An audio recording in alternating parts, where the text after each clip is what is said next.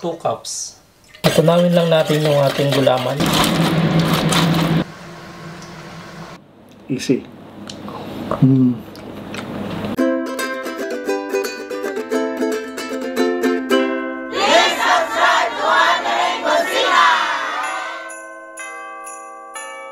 Mayong adlaw mga kahigalaan, kami ang Wondering Kusina. Ako si Chakoy. Ako si Mark. Mga ka-Wonders, this is our 5th recipe for Christmas. At ito ang... Easy buko gulaman. In this recipe, nilagyan pa nating more color, more fruits. At ganito ang paggawa ng easy buko gulaman. So yung first step natin, lulutuin natin yung ating jelly. So 4 cups of water. Normal water lang yan, hindi siya malamig, hindi mainit. Then lalagyan natin ng coconut cream. 2 cups. Isang lata is 2 cups.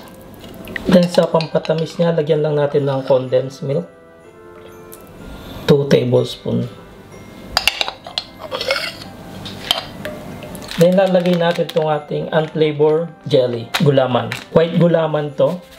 So kailangan natin lagay pag hindi pa siya mainit, para hindi magbuo-buo yung powder.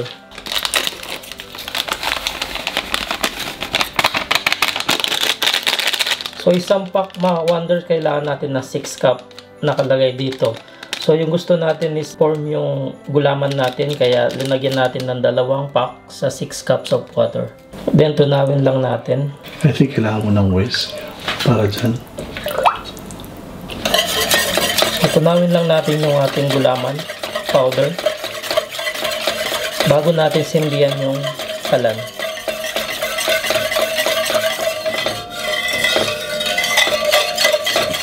Yan. So natunaw na yung powder natin na gulaman. So i-on na natin yung ating kalan.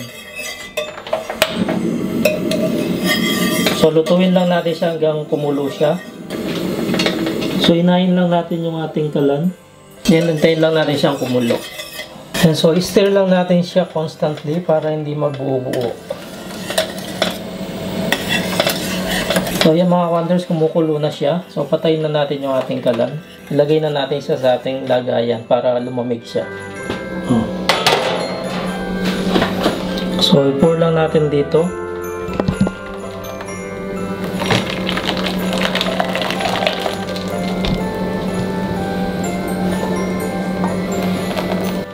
So yan, set aside muna natin hanggang tumigas siya or mag-form yung ating gulaman buko.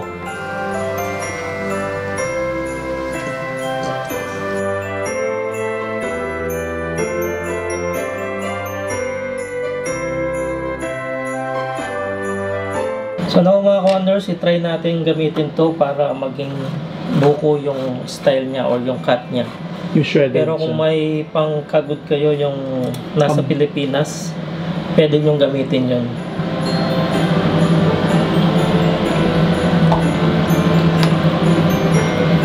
So, try muna natin to.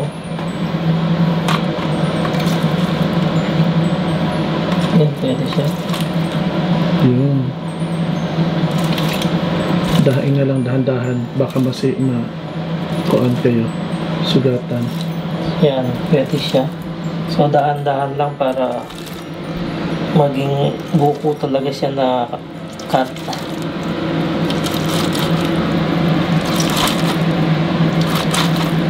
Ayan, tingnan nyo. Tapusin lang natin itong pag-shred ng ating gulaman buko and then titimplan na natin after. So now let's start our mixing. So meron tayong nata de coco, 1 bottle. Gagamit din tayo ng kaong. Gagamit tayo ng fruit cocktail.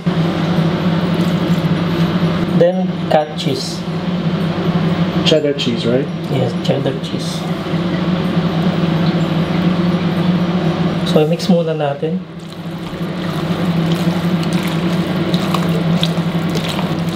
So, mga wonders, tingnan nyo, para siyang buko talaga yung linagay natin. At lasang buko talaga siya. Good option to para sa mga OFWs na hindi masyadong maraming coconut sa inyo or yung young coconut. Pwede nyo tong gamitin or sundan yung natin, yung recipe. Lagyan din na natin ng 1 pack of all-purpose cream. Lagyan din natin ng condensed milk. So, ubusin lang natin tong natira na to and then tikman natin kung dadagdagan pa natin later. Haluin lang natin. Tingnan mo. Kulang pa ng konting condensed. So, nakulangan tayo sa tamis. So, lagdagan natin ng condensed milk. 2 tablespoons. Lagyan ba natin ng 2 tablespoons.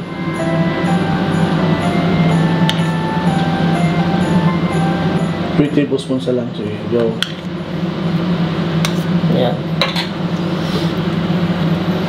Haluin lang.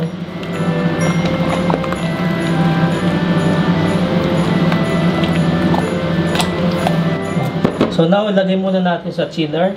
And then, titikman natin later. That's it mga ka-wonders, ang paggawa ng ating Easy Buko Gulaman, di ba? Napakadali lang. So now, tikman na natin. Yan. Parang buko talaga. Para talaga siyang buko, guys. So this is perfect doon sa mga OFWs, especially na sa Europe, na nahihirapan kumuha ng mga young coconuts or butong. Kung sa Bisaya pa, butong. Easy.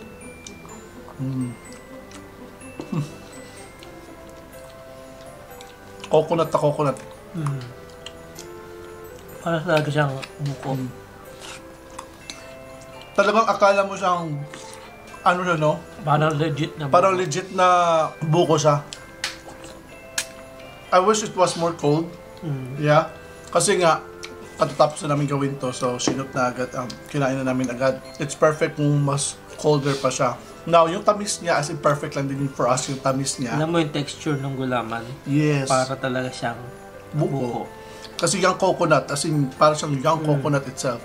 So, yung ginawa natin, 6 cup, 2 pack. 4 cups na tubig at saka 2 cups na coconut cream. Kaya ganito siya ka-intense yung coconut niya. Taste. Gusto nyo sundin to, itong lasa na to, na parang buko talaga siya. Piliin nyo yung gulaman na flavorless. Unflavored gulaman. You can have your own variations mga ka-wonders sa ganitong klaseng recipe. Marami kayo pwedeng magawa dito.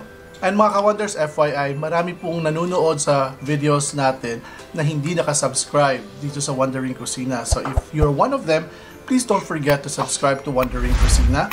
And then click that notification bell para updated kayo sa lahat ng mga bagong videos namin. Yan, meron tayong social media account, Facebook, Instagram, and TikTok. That's right. And mga ka-wonders, please don't forget to support us sa aming fish tales, which is a condiment and appetizer at the same time.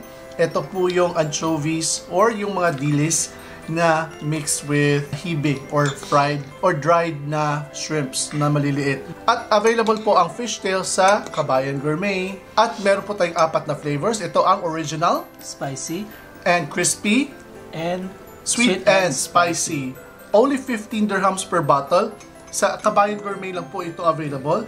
Kung saan ang biggest Filipino buffet dito sa Abu Dhabi, kung hindi sa buong UAE. So check out Kabayan Gourmet. Located lang sila sa Mark and Spencer Building sa Airport Road sa Abu Dhabi. Sa Kabayan Gourmet, fiesta every day. At mga ka-wonders, isalin nyo na itong dessert na ito sa inyong 12 recipes for Christmas. Or kung hindi man kayo makaabot ng 12, this is a great idea para panghimagas or pang dessert ninyo sa Pasko or sa New Year. Thank you very much for watching mga ka-wonders. Kami ang Wondering Kusina. Ako si Chokoy. Ako si Mark. Stay cool, stay safe, stay blessed, and peace. Happy New Year. Merry Christmas pa di ay. Wala, naubos mo na.